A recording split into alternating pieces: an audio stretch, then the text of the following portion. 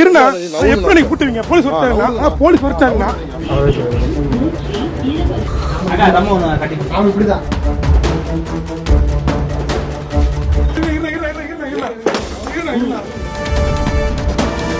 யார் இருக்கீங்க?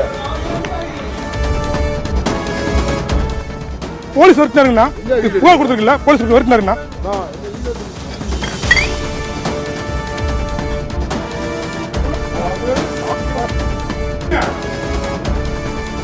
அவங்க உடம்பு சரியில்ல விற்கிறாங்க. அங்க சோத்துக்கு இல்லை ஒண்ணுக்கு இல்லை. என்ன கடை லோன் வாங்கிட்டாங்க, 1 லட்ச ரூபா லோன் வாங்கி கொடுங்க. ஏங்க ஒரு நல்லது பண்ணுங்க, மக்களுக்கு நல்லது பண்ணுங்க. நியூஸ் தமிழ்லாம் நல்லது பண்ணுங்க. பாவம்லாம் ஏழைங்க, இதெல்லாம் காட்டி கொடுக்காதீங்க. சேலம் மாநகர் கிச்சிப்பாளையம் காவல் நிலையத்துக்கு எல்லைக்கு உட்பட்ட பகுதியில் தான் இந்த பச்சைப்பட்டி பகுதியானது அமைந்திருக்கிறது. இந்த பகுதியில் இருக்கக்கூடிய பகுதியானது தேசிய நெடுஞ்சாலை ஓரமாகவே இந்த கிராமம் அமைந்திருக்கிறது. இந்த பகுதியில் அரசோடைய மதுபான கடைகள் எதுவும் கிடையாது. இந்த நிலையில்தான் இந்த பச்சைப்பட்டி பகுதியில் வீட்டிலேயே மதுபானங்களை பதுக்கி அதிக விலைக்கு விற்பனை செய்வதாக நமக்கு தகவல் கிடைத்தது. இது மட்டும் இல்லாமல் தமிழ்நாடு அரசால் விற்பனை செய்யக்கூடிய மதுபானங்கள் மட்டுமல்லாமல் வெளிமாநில மதுபானங்களும் இங்க விற்பனை செய்யப்படுகிறது.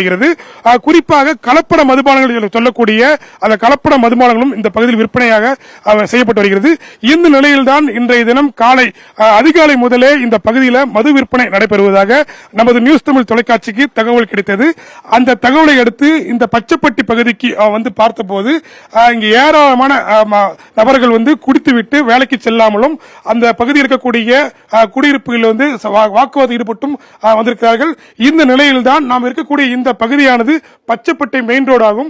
இந்த பகுதியில் தான் அதிகப்படியான மது பாட்டில்கள், அதாவது ஒரு டாஸ்மாக் கடையில் எப்படி மதுபானங்கள் விற்பனை செய்யப்படுகிறதோ அதே போல இந்த பகுதியில் இருக்கக்கூடிய வீடுகளில் அந்த அலமாரிகளில் வைத்து இந்த மது பாட்டில்கள் விற்பனை செய்யப்படுகிறது.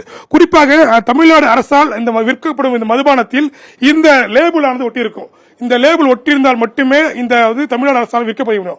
ஆனால் இங்க இருக்கக்கூடிய பல பாட்டில்களில் அந்த ஸ்டிக்கர் ஒட்டாமல் கலப்படம் செய்து அந்த கலப்பட மதுவும் இங்கே விற்பனை செய்யப்பட்டு வருகிறது. இது மட்டுமல்லாமல் அந்த குடிமக்களுக்கு தேவையான அனைத்து விதமான மதுகளும் இங்கே கிடைக்கிறது. குறிப்பாக அந்த ஒரு குவார்டர் 200 ரூபாய் முதல் 250 ரூபாய் வரை விற்பனை செய்யப்பட்டு வருகிறது.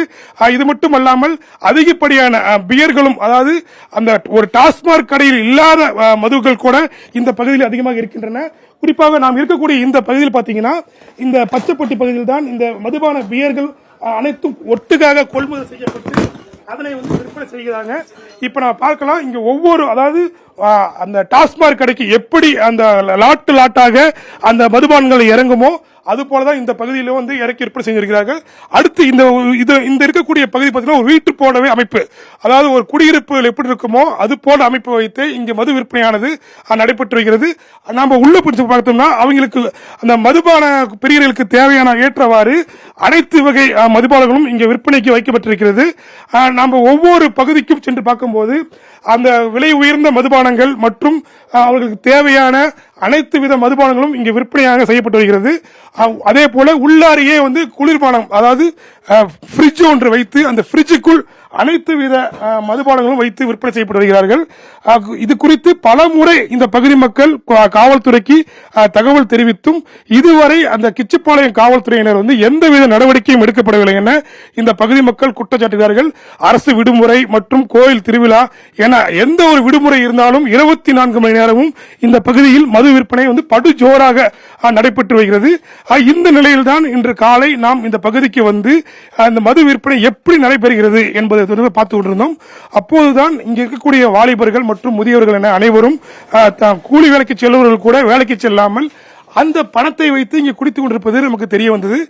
இது குறித்து செய்தி சேகரித்துக் கொண்டிருக்கும் போது அக்கம் பக்கத்தினர், அதாவது இந்த மது விற்பனை செய்யக்கூடிய நபரின் உறவினர்கள் நம்மை மிரட்டும் தோணியில், அதாவது கையில் அருவாளுடன் சுற்றி நம்மை மிரட்டும் தோணியில் மிரட்டினார்கள். இருந்த போதும் நாங்கள் காவல்துறை வருவார்கள், வெயிட் பண்ணுங்க, நம்ம போலீஸ் சொல்லியிருக்கோம் அப்படின்னு சொன்னோம். இருந்த போதும் இந்த பகுதியில் மட்டும் இங்க மட்டும் விற்பனை செய்யல, இந்த பகுதியில் இருக்கக்கூடிய பல பகுதியில், அதாவது 20க்கும் மேற்பட்ட இடங்களில் இந்த மது விற்பனை நடைபெறுவதாக இங்க இங்க இருக்கக்கூடிய குடியிருப்பு வாசிகள் குற்றம் சாட்டியிருக்காங்க. எனவே அதாவது இப்ப நம்ம இங்க வரப்போறோம்னு சொல்லி போலீசாருக்கு தகவல் தெரிவித்து 30 நிமிடத்திற்கு மேலாகிறது. ஆனால் இதுவரை ஒரு காவல்துறை அதிகாரிகள் கூட இந்த பகுதிக்கு வந்து எந்தவித விசாரணையோ அல்லது ஆய்வோ மேற்கொள்ளவில்லை. ஆனால் இங்கு இருக்கக்கூடிய நபர்கள் வந்து தொடர்ந்து நம்ம செய்திக்குழுவை அச்சப்படுத்தும் விதமாக தொடர்ந்து பேசி வருகிறார்கள். எனவே சேலம் மாநகர காவல் ஆணையாளர் மற்றும் காவல்துறை உயர் அதிகாரிகள் உடனடியாக இந்த பகுதிக்கு வந்து இந்த இது போன்ற சட்டவிரோத மதுக்கடைகள் மீது நடவடிக்கை எடுக்க வேண்டும் என கோரிக்கை வைத்திருக்கிறார்கள்.